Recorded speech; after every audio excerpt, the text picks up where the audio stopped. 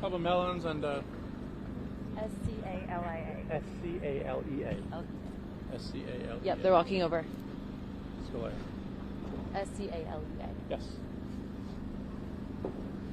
They're coming over.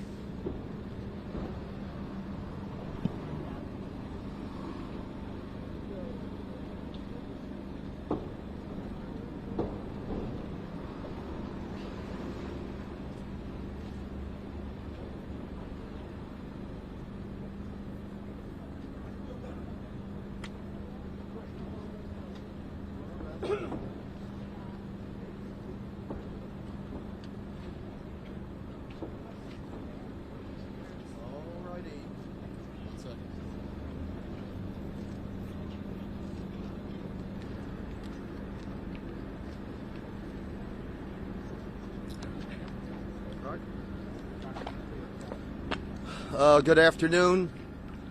Sorry to be back doing this yet again. At about 12:30 this afternoon, 2 Baltimore County police officers presented following multiple gunshot wounds.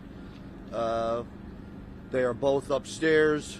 One required an emergency operation. The other is under observation. Both are awake, though still in very serious condition. At least at this point, the vital signs are stable.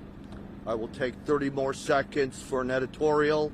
At least one of their lives was likely saved by application of a tourniquet applied by their fellow officers. Tourniquets save lives. There is a course we are happy to teach you, and I will not rest until every citizen of Baltimore and Maryland has taken this course. It's called Stop the Bleed, because next time maybe it's your family member and you too will be able to help save their life. Thank you, Dr. Scalea. We are joined by the entire leadership team of Baltimore City and Baltimore County. Around 12 o'clock p.m., 2 officers from local police agencies were attempting to serve a felony arrest warrant in Northeast Baltimore. At that time, our worst fears became a reality when shots were fired and 2 officers were hit. As a result, our officers, one from Baltimore City, one from Baltimore County, were shot and had sustained gunshot wounds and were transported here to shock trauma, where they are receiving the best treatment anywhere in the country.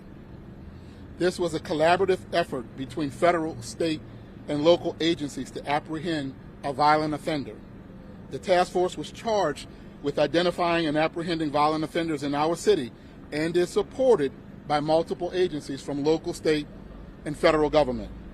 As we know, crime has no boundaries, and gun crimes affect us all. We ask that you keep our officers in your prayers as we go out each and every day to serve and protect. We ask that you keep their families in your prayers as they stand by their sides as they recover. This is a dangerous job, but the men and women of Baltimore City, Baltimore County, and all of our state and federal agencies, we wake up every day and we go do it for the people of the city we live in. We do it every day to make this a better place to live, work, and visit. I want to thank all of the agencies who are involved. I'll list them.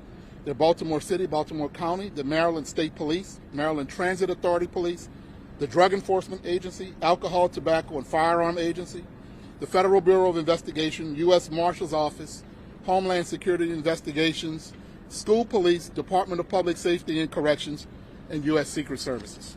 This time I'll turn it over to Chief Hyatt. Thank you.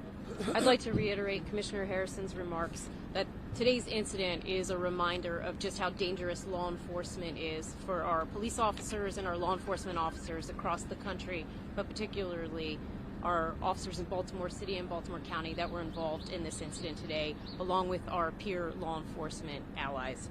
The outpouring of support from citizens and from law enforcement agencies across the region has been overwhelming and tremendously appreciated. These brave officers were serving their jurisdictions, and our county officer was in Baltimore City, as Commissioner Harrison explained before. We would just ask that you please keep their families and these officers in your prayers tonight. And we had the opportunity to visit with both of the officers, and we're able to speak with both of them and see both of their families. So they could all use our support right now, so please just keep them in their prayers. At this time, I'll turn it over to Mayor Young. Thank you, Chief Hyde. I'm joined with Council President Scott and Councilman Schleifer and Councilman Stokes. I know he was here. On behalf of the citizens of Baltimore, I would like to thank the brave officers who worked today's joint task force. Their work is dangerous and can turn deadly instantly. Our prayers are with their families, friends, and fellow officers. Each and every day they go out and put their lives on the line for us. And for that, we owe them a sincere gratitude. At this time, I'll turn it over to County Executive John Olszewski. Thank you, Mayor. I want to thank Shock Trauma, Dr. Scalia, and the men and women of this institution who have put in incredible work to stabilize our officers. Today is another reminder of how serious and dangerous the work is that our men and women in uniform face each and every day. It's a reminder of why we must do all that we can to continue to support them, affirm them, and lift them up.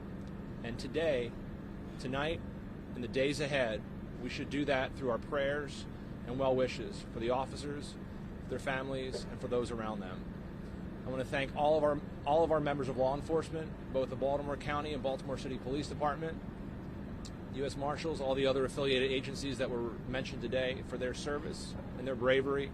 And please know that they are in the very best of hands, and they will continue to be supported by our agencies in the city and the county. Thank you. Today illustrates the inherent dangers experienced by brave men and women in law enforcement as they attempt to keep public safety in our communities each and every day. Their hard work and daily sacrifice does not go unappreciated. We wish both the officers a speedy recovery and will continue to keep them as well as their families in our thoughts and in our prayers. My office is committed to working with the Baltimore Police Department, our state, federal, and regional partners to fully investigate this matter. Thank you. It's time we'll take a few questions. Commissioner, I know it's early, but can you at least walk us through what led up to the shooting? Well, what we know right now is that we were serving a felony arrest warrant on an individual who was wanted for a felony in Northeast Baltimore. This task force identified this individual and was at that residence. At some point, this suspect was outside. What we know now is that shots were fired. Our officers were hit. The suspect was hit and was fatally wounded from his gunshot wounds. And our officers were then transported here, where they are recovering from their injuries as we speak. So the suspect was outside armed? Yes, sir. Were there children involved in this? At this time right now, we believe that this suspect was the only person involved in this warrant service and was the only person we were looking for. Was this a former corrections officer? That's part of our investigation, and so we're working to identify everything about this person that we can identify. Right now, what we know is that he was wanted for a felony crime. I'm sorry? It is not time for us to do that now. We have met with their families. We have met with the officers, and at the appropriate time, we will be able to do that. How long has the officer, city officer, and county officer been on the force? What we can say is they're both veteran police officers. All right. All right. Thank you all.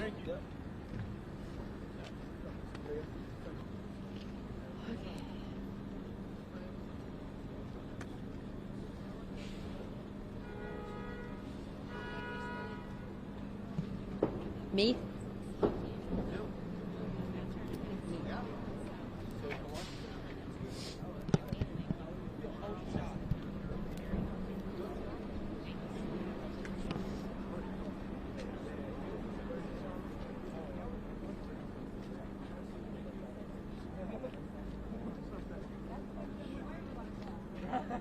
Hey, you ain't never lied.